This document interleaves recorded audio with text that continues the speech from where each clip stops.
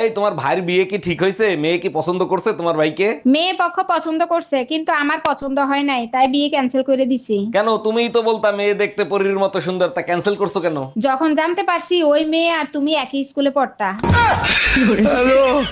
কুরবানির গরু কিনতে গেছিলাম, 1.5 লাখ টাকা কইছে, আমি 30,000 টাকা কইছি, দিলো না। তোমার কপাল বলো গরু কথা কইতে পারে না, তা নাইলে তোমার খবর ছিল। যদি গরু কথা বলতে পারতো তাহলে কি বলতো? এ সুসলা বাপারি, তুই কি গরু কিনতে আইছো না পোল্ট্রি মুরগি? ও আমার রসের বাবি। এই ফোনটা তোলো তো। আমি রিসিভ করছি, কথা বলো। হ্যালো, হ্যালো জান, কি করো?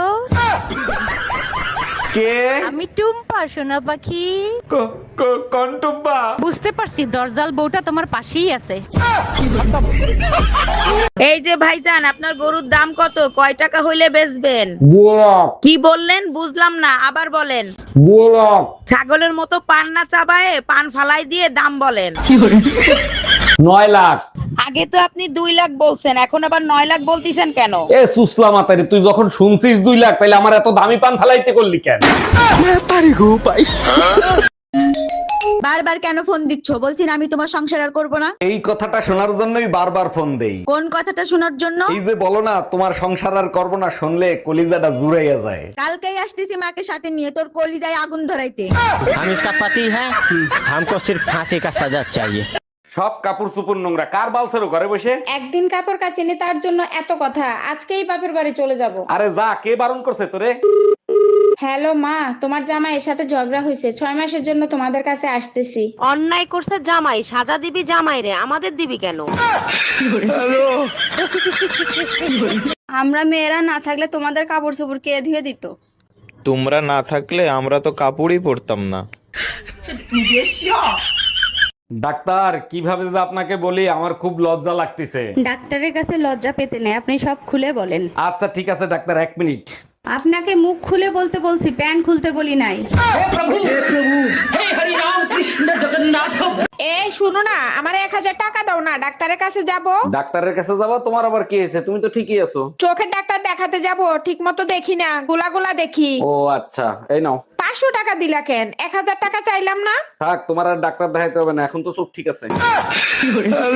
তোমার মতো লম্পট আমি এই দুনিয়াতে 2টা দেখি নাই। আমারে তুমি লম্পট বলতেছো কেন? আমি কি করছি? তাহলে দোতলার ভাবিরে তুমি কি বলছো? বেলকনিতে শেভ করতে গেছি, গিয়ে দেখি ভাবির শাড়ি শুকো দেয়া। আমি দেখছি, তারপর কি হয়েছে? তারপর ভাবিরে বললাম, ভাবি আপনার শাড়িটা জাগান, আমি শেভ করব।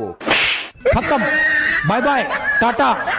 ভাইজান, শুনলাম আপনার বউ নাকি ড্রাইভারের সাথে পলাই গেছে। আর ভাবি বললেন না, চরম বিপদে পড়ে গেছে। এখন বলেন তো কি করি? আরে ভাইজান, পলাই গেছে ভালো হয়েছে, এখন আরেকটা বিয়ে করবেন। বিয়ে তো আরেকটা করতে পারি, কিন্তু আমি তো ঘর জামাইছিলাম, আমারে কি এখানে থাকতে দিবে?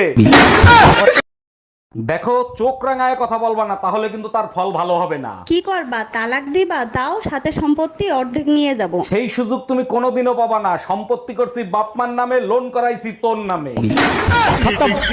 Bye bye tata. এই শোনো, আমি আরেকটা বিয়ে করতে চাই, তোমার অনুমতি লাগবে। তোমার খুশির জন্য আমি সব করতে রাজি, তুমি কাগজ নিয়ে আসো, আমি সই করে দিচ্ছি। তোমার মতো বউ পেয়ে সত্যি আমি ধন্য।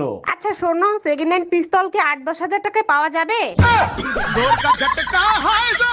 আমি বারবার বলছি এই ব্রাশ আনবা না, এই ব্রাশে দাঁত পরিষ্কার হয় না, কথা কি কানে যায় না তোমার? সারাদিন শুধু স্যান স্যান স্যান স্যান করবা। ওই ব্রাশ দিয়ে যদি কমট পরিষ্কার হয়, তোমার দাঁত কেন পরিষ্কার হবে না? 1 মিনিট, এই ব্রাশ দিয়ে কি পরিষ্কার করছো? কমট।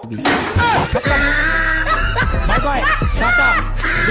কি ব্যাপার ভাবি, আজকে আপনার এত খুশি খুশি লাগতেছে, কাহিনী কি? অরুণ ভাই, আপনার ভাই 2 মাসের জন্য বিদেশে যাচ্ছে, বাসা পুরোই ফাঁকা থাকবে। বলেন কি ভাবি, বাসা ফাঁকা রাখবেন কেন? ভাড়াটা উঠাই দেন, 2 মাসে 20,000 টাকা ইনকাম তো হবে। আমি তো ভাবছিলাম আপনার সাইলেন্সারে জং ধরছে, এখন তো দেখি আপনার পুরো ইঞ্জিনই নষ্ট। गजब बेइज्जती।